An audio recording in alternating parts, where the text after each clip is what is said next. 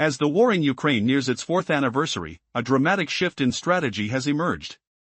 Initially, the focus was on defense, with Ukraine responding to Russian assaults. Fast forward to today, and Ukraine is launching strikes deep into Russian territory, surprising Russia at every turn. The tides have shifted, with covert operations that leave Russia reeling from the unexpected blows. Let's travel to Ekaterinburg, a city that stands as Russia's fourth largest urban area, rich in culture and history. At first glance, it may not seem like a prime target. After all, it is renowned for its striking architecture and vibrant street art. But beneath this facade lies a labyrinth of military infrastructure. Ekaterinburg houses the headquarters of Russia's Central Military District, a critical hub for the country's armed forces. On September 17, the scene unfolded dramatically when reports surfaced about an audacious sabotage operation carried out by the Atesh guerrilla movement. They targeted a crucial railway junction just outside Ekaterinburg, a site that unexpectedly held significant military importance. In a statement shared across their channels, Atesh boldly declared that all military logistics of Russia are under threat. The aftermath of their strike was nothing short of chaotic.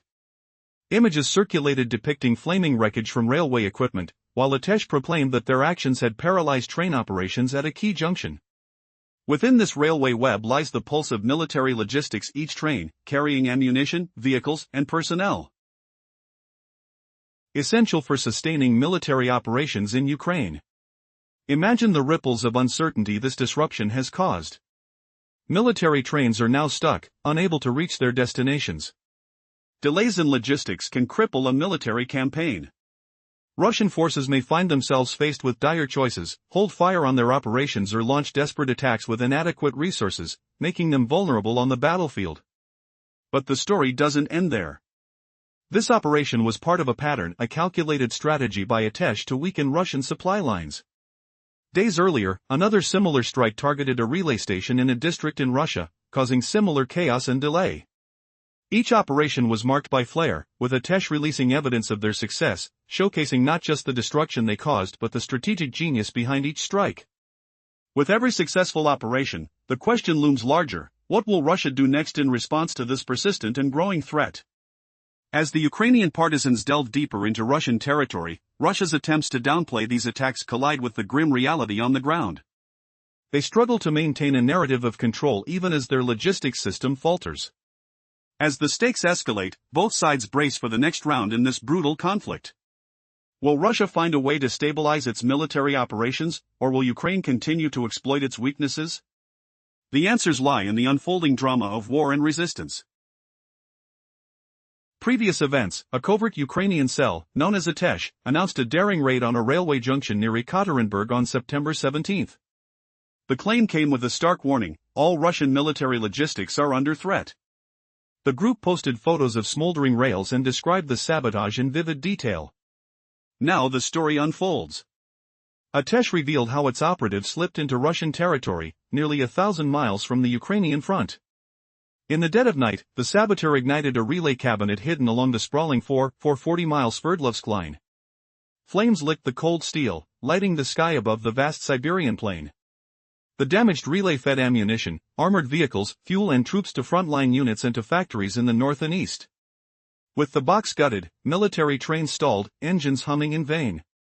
The disruption rippled outward, delaying supplies destined for soldiers fighting in Ukraine. While a broken relay can be repaired in days, the fire bought precious time. Russian convoys lingered on the tracks, their schedules shattered. Some weapons never reached the battlefield, forcing frontline forces to pause their assaults.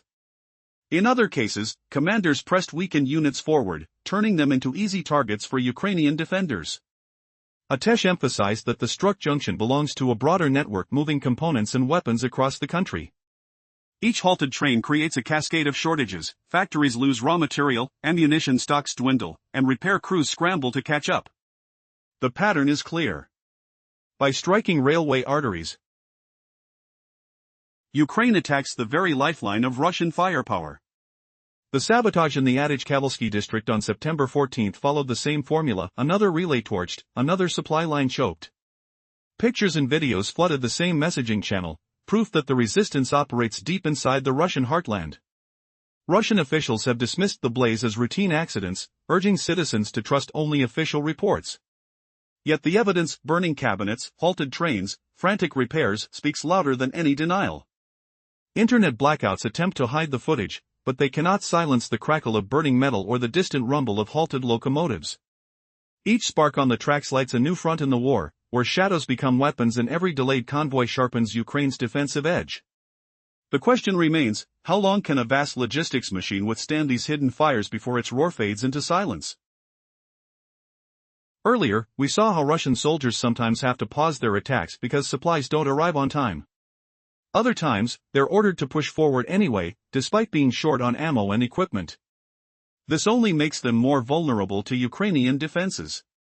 The group Atesh highlighted that the rail junction it struck isn't just a random target, it's part of a key network delivering weapons and spare parts to Russian military warehouses and factories. These constant delays are a nightmare for Russia. When a relay station burns down, the trains stop running. Factories waiting for parts can't produce ammunition or repair armored vehicles. The ripple effect multiplies, causing serious supply chain chaos. This wasn't a random hit, it was a carefully planned blow by Atesh. So calculated was this attack that it was actually the second within just a few days. On September 14, Atesh operatives launched a similar strike deep inside Russia's Adych-Kavalsky district, near the village of Sadavoy, between the Sadovy and Irkhanchakha railway stations. As with the Ekaterinburg attack, Atesh proudly shared video and photos of the fiery destruction online. They even published precise coordinates of the relay station they sabotaged. The group explained the strike's significance. This railway line is vital for moving ammunition and military supplies from factories in the North Caucasus, through Rostov, then right to the front lines in Ukraine. The specifics are chilling.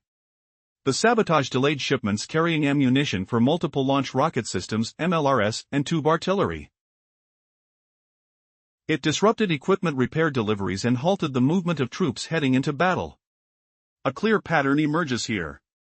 Ukraine has shifted into a new phase of combat, where attacks in Russian territory aren't random terror tactics, they are surgical strikes aimed at crippling the enemy's supply lines. The weaker Russia's logistics become, the less firepower they can pour onto the battlefield. Ukraine is turning the tables by cutting off the bloodline of Russia's artillery and rockets, which were once overwhelmingly superior. Earlier in the conflict, Russia could fire around 10 shells for each Ukrainian one. Though that gap has narrowed, their artillery still wreaks havoc on cities and defenders alike. By attacking those rail lines, Ukraine strikes at the very heart of Russia's war machine, neutralizing the deadly barrage before it even reaches the front. But these weren't the only bold actions taken recently by Atesh. Deep inside Russian territory, the partisans are gaining ground and confidence, boldly showing they can disrupt forces far from Ukraine's border. While Moscow frantically denies these raids, dismissing them as accidents or technical issues, the evidence tells a different story. Flames, smoke, and shattered rail equipment speak louder than propaganda ever could. Behind the scenes, Russia scrambles to repair relay stations, running inspections, increasing security checks, and desperately trying to stop the bleeding in their logistics network. Yet, for every relay box rebuilt, another could go up in flames. What happens next could decide the fate of supply lines and the battles raging hundreds of miles away. But just as Russia spins its narrative, trying to shield its people from the harsh truth, digital blackouts sweep over regions under threat, cutting off the internet whenever Ukrainian drones hover overhead. The official story claims it protects air defenses, but the real aim is far more sinister, preventing footage of these strikes from leaking out. Yet Atesh remains undeterred. Their operatives capture and broadcast the damage, exposing Russia's vulnerabilities to the world while Moscow fights a losing battle to silence the truth. And the pressure mounts. On September 11, Atesh reportedly executed sabotage at the Shcheglovsky Val plant in Tula region, a critical site for Russian military production. One question hangs in the air: how long can Moscow keep hiding these cracks before the cracks become a chasm? Will the Iron Serpent truly be severed, or will Russia's power surge back stronger? The answers lie somewhere in the smoke and chaos, but one thing is certain: the fight is far from over. Earlier, we saw how Ukraine has relentlessly targeted Russia's supply routes, striking at crucial railway lines that ferry ammunition and troops. This tactic isn't random, damaging the channels that carry artillery and multiple launch rocket systems, known as MLRS, cripples Russia's ability to bombard Ukrainian cities. Early in the conflict, Russia's artillery superiority was overwhelming, 10 shells for every one Ukraine could launch. Now, that gap has shrunk to about 2 to 1, but Russian firepower remains a devastating force. What happens when Ukraine cuts off this deadly supply before it even reaches the front lines? Russia's advances turn fragile, its assaults falter. Within just a few days, a Ukrainian partisan group named Atesh executed 2 waves of sabotage deep inside Russian territory, strikes nobody thought possible this far inside. Flaming relay boxes and shattered tracks lit up their online channels as undeniable proof. Yet, instead of admitting these hits, Russia's response has been predictably evasive. Deny. Ignore. Downplay. It's a familiar script. Official statements claim these incidents are mere accidents or technical failures. But whispers from private logistics channels reveal a different story. Urgent inspections, heightened security, and a flood of repairs tell the truth. A resistance movement is actively wreaking havoc. An important question arises: why won't Russia own up to these attacks? The answer lies not in fooling the world. Western nations see through this facade easily. The real goal is to shield Russian citizens from knowing their military infrastructure is unraveling. To enforce this, authorities have pushed strict controls on information and even imposed internet blackouts during moments when Ukrainian drones prowl overhead.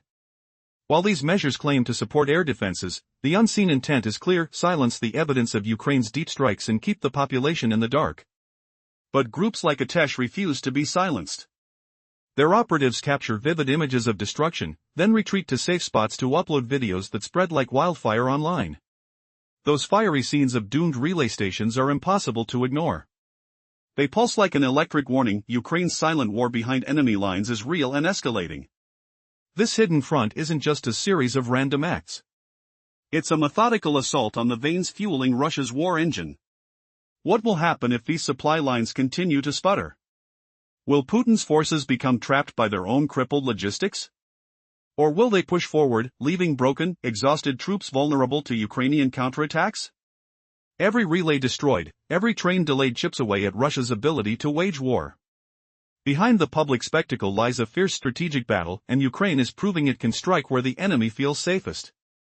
The real question now is, how long can Moscow keep pretending the fire burning inside its borders isn't a sign of a deeper, growing threat? As the shadows of war continue to loom over Ukraine, an unexpected twist of fate is altering the battlefield dynamics in a profound way. Initially, we witnessed a steadfast Ukraine focused on defense, repelling Russian advances. However, the tide has turned dramatically. Now, Ukraine is not merely defending, it's striking back deep into enemy territory, upending Russian military operations in ways that few could foresee. In a recent audacious operation that shocked military analysts worldwide, a group of Ukrainian partisans executed swift and devastating attacks on Russia's supply lines. One striking location was Ekaterinburg, a city renowned for its cultural vibrancy yet holding deep military significance as the headquarters for Russia's central military district. This heart of military logistics became a prime target, as Ukraine's operatives aimed to dismantle the rails that carry crucial supplies for the military machine. On September 17, a guerrilla group known as Atesh claimed responsibility for sabotaging a vital railway junction close to Ekaterinburg, sending ripples of worry through Russian ranks. In a message shared through their channels, Atesh boldly declared, "All military logistics of Russia are under threat." This wasn't mere bravado. Photos of the devastation spread like wildfire, showcasing the flaming wreckage of once functional rail equipment. Atesh's operatives managed to immobilize significant transportation routes, causing chaos in Russia's supply chain. But how did they achieve this? By infiltrating nearly 1,000 miles into Russian territory. They struck at the heart of a system critical for moving ammunition, armored vehicles, and personnel to the front lines. With the relay equipment damaged, the trains carrying essential supplies were left idle, a glaring blow to Russia's military response. Delays not only weakened Russia's stronghold but also provided Ukraine's defenders with a much-needed breathing space, an opportunity to regroup and strategize. As the dust settled, Atesh revealed the broader strategy at play. By targeting the railways, they weren't just disrupting transportation, they were chipping away at Russia's very ability to wage war effectively. Information emerged that this assault was not an isolated act but part of a coordinated effort, with previous sabotage operations reported just days earlier. The stakes were escalating, and each successful strike pointed to a robust resistance movement. Though Russia attempted to downplay these incidents, insisting they were mere technical failures, eyewitness accounts and mounting evidence revealed a different narrative, a tale of a proficient underground resistance striking at the foundations of the oppressor.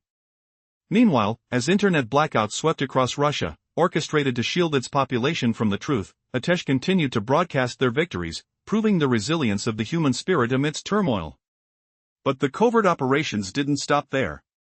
Disturbingly, on September 11, even more chaos erupted as Atesh operatives targeted the Shcheglovsky Val plant in Tula, a facility integral to Russia's defense capabilities. Their audacious strike dismantled a communications tower essential for Russia's Panzer-S air defense system, leaving a lingering question: how far will Atesh go in this escalating game of cat and mouse? This new chapter in the conflict signals not just a series of tactical victories for Ukraine but the unmistakable emergence of a persistent and determined resistance within the enemy's own territory. The war, entering its fourth year, is more unpredictable than ever, elevating the stakes for both parties involved. With every operation, the balance of power teeters on the edge, and the world watches closely for what comes next. As we continue from earlier, where the Atesh partisan group dealt a serious blow to Russian military logistics by sabotaging railway junctions deep inside Russian territory, the story grows even more intense. These are not random acts of vandalism. Atesh announced boldly that their campaign is just beginning. Now we are moving to more active actions and destroying the infrastructure of the enterprise, they declared in a message. And they meant it. Since hitting the facility in Tula, which produces Panzer-S air defense systems and prototypes for new armored vehicles, Atesh hasn't slowed down. 2 more strikes followed quickly, sending a clear message: Russia has no safe zone inside its own borders. The nation must now ask itself, what does Atesh have planned next? And can Russia even stop them? Unlike many stories of covert operations where intelligence agencies take center stage, Atesh operates differently. This group is a partisan force, unofficial, operating in the shadows, without formal ties to the Ukrainian military. Imagine a ghost army, invisible and unpredictable, crawling through enemy territory. For Russia, this is a nightmare scenario. How do you fight an enemy you cannot officially recognize? Partisans blur the line between civilians and combatants, making traditional countermeasures nearly impossible. Atesh's activities shine a light on a larger truth: Ukraine's fight isn't confined to the battlefield, it extends behind enemy lines to where Russia thought itself invulnerable. The group moves silently but decisively, striking where it hurts most: the military supply network and critical infrastructure. Their strikes may seem small relay boxes on rail lines, communication towers, but these tiny sparks ignite massive logistical chaos. Train movements slow or halt. Ammunition delays smother frontline assaults.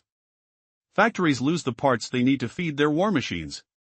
The ripple effects cripple Russia's offensive capabilities.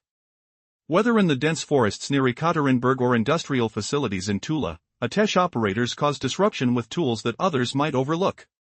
They harness local knowledge, slink through dark back alleys, and deliver precision sabotage. They don't just destroy equipment, they shatter illusions of control. The burning relay boxes and downed communication towers scream a brutal truth: Russia is under siege from within. So where does this guerrilla war lead? Will Russia manage to seal off these hidden threats? Or will Ukraine's shadow warriors continue to slip through cracks and widen the breach? The coming days will reveal whether Atesh's bold new phase will spark irreversible collapse in Russia's military logistics or if Moscow will mount an effective counterattack. One thing is certain: the war's landscape has shifted. The fight is no longer just about tank battles or missile strikes. It's happening in the silence of the night, in the flicker of flames against a relay box, in the whistle of a halted train. The battlefield now stretches farther and darker than anyone imagined. And the ghosts of Atesh have come out to play. What if the deadliest blow in a war comes from a hidden relay box buried in a railway yard? The conflict in Ukraine is now in its 4th year, and the battlefield has shifted dramatically. Early on, Ukrainian forces held the line, meeting Russian attacks with stubborn defense. Today, the war is being fought from the shadows, with strikes launched deep inside Russian territory that Moscow never saw coming. Previous actions focused on defending cities, now the story jumps to Ekaterinburg, Russia's 4th largest city, famed for its art and architecture. Beneath the murals, a strategic secret hides, the headquarters of the Central Military District and a vast railway network that feeds troops and supplies across the country. On September 17, a guerrilla group called Atesh announced the sabotage of a railway junction near the city. Flames licked the air as a relay cabinet burst, halting train traffic in every strategic direction. The group posted the wreckage on its secure channel, warning that all military logistics of Russia are under threat. The damaged relay sat on the 440 miles Sverdlovsk line, a spine that carries ammunition, fuel, armored vehicles, and personnel to the front and to factories in the north and east. When that box burned, military trains stalled, and supplies lagged. What does a delay mean for soldiers on the front? Either they pause their assaults, giving Ukrainian defenders a breath of relief, or they charge forward with dwindling resources, becoming easy targets. The strike also crippled a network that moves weapons from Russian factories to warehouses, amplifying the shortage of ammo and equipment. Just 3 days earlier, on September 14, Atesh hit another relay near the village of Sadavoy in the Adych-Kabelsky district. That station fed the North Caucasus industrial plants, sending shells and rocket launch systems toward the Rostov region and onward to the battlefield. The sabotage stopped ammunition for multiple launch rocket systems and tube artillery, delaying repairs and troop movements. 2 strikes in 4 days reveal a pattern. Ukraine is choking Russia's supply chain, knowing that a weaker logistics chain means weaker offensives. Atesh's reach extends beyond a handful of saboteurs. The group runs an online course that teaches anyone how to destroy Russian equipment. Reportedly 4,000 Russian soldiers have taken it. Russian security services, the FSB, scour villages, detaining civilians and unleashing violence in the hunt for partisans. Yet the guerrillas persist, aware that each burned relay box shifts the balance of the war. Moscow's propaganda machine now labels the incidents as accidents or technical failures, while internet blackouts are imposed to hide footage from the public. The evidence, however, is unmistakable: glowing wreckage, smoldering metal, and a railway network sputtering under the weight of sabotage. The next move could decide whether Russia's war machine grinds to a halt or adapts to a new, covert front. As the flames of the relay boxes die down, the question remains: how far will hidden warriors push the line before the whole system collapses? The answer lies in the shadows, waiting for the next spark. Previously we explored how Ukrainian partisans turned Russia's own railways into a hidden battlefield. Imagine a single, unguarded metal box on a remote railway line igniting in flames, its fire cutting off the lifeline that feeds tanks, artillery, and troops across a continent. Could such a modest spark really stall the movements of an entire war machine? What if the secret to crippling a superpower lies not in massive missiles, but in a handful of smoldering relay stations hidden deep within its own territory? That very spark erupted near Ekaterinburg, Russia's 4th largest city, a cultural jewel famed for its vibrant street art. Beneath the murals, the headquarters of the Central Military District hums, and a web of rails stretches outward like veins. On September 17, the Atesh guerrilla movement claimed it had set fire to a relay cabinet at a key junction on the Sverdlovsk railway. The blaze lit the night sky, sending plumes of acrid smoke into the cold air, while the clatter of distant trains fell silent. Atesh warned, all military logistics are under threat. The damaged box halted trains carrying ammunition, fuel, and armored vehicles, leaving Russian convoys idle on the tracks. Delays meant shells might never reach the front, giving Ukrainian defenders a fleeting breath of relief, or forcing weakened Russian units into ill-fated assaults. The question hung in the ash-filled air: could a series of tiny sabotages cripple the entire supply chain? Building on that strike, Atesh targeted another relay near the village of Sadavoy in the Adych-Kabelsky district on September 14. Again. The fire crackled, metal twisted, and the scent of burning insulation filled the silent steppe. That line ferries ammunition and artillery from North Caucasus factories to the Rostov region, then onto the Ukrainian front. The interruption stalled deliveries of multiple launch rocket systems and tube artillery, choking the firepower Russia relies on to batter cities. Analysts note that Russia's rail network spans over 85,000 kilometers, about 53,000 miles, stretching from Vladivostok to Kaliningrad, an iron leviathan that underpins both civilian life and military might.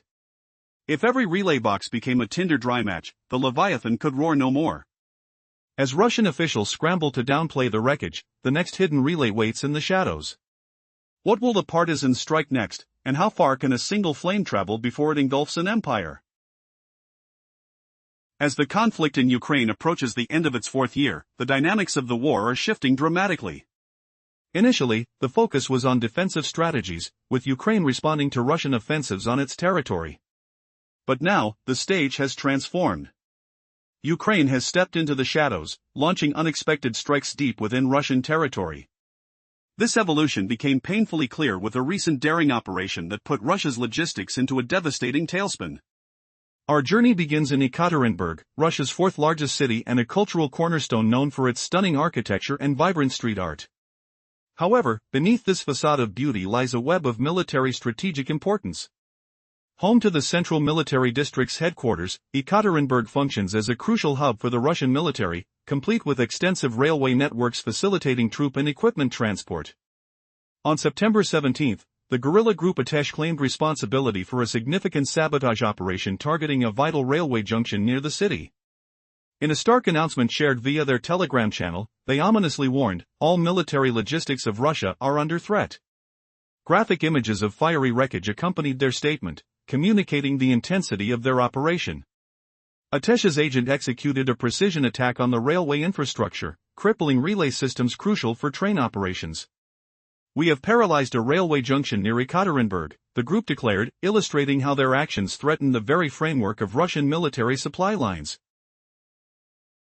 As pictures of the smoking ruins circulated, they also laid bare the chaos that would ensue, military trains idling, desperately unprepared to deliver necessary supplies to the front lines, a stark picture of vulnerability.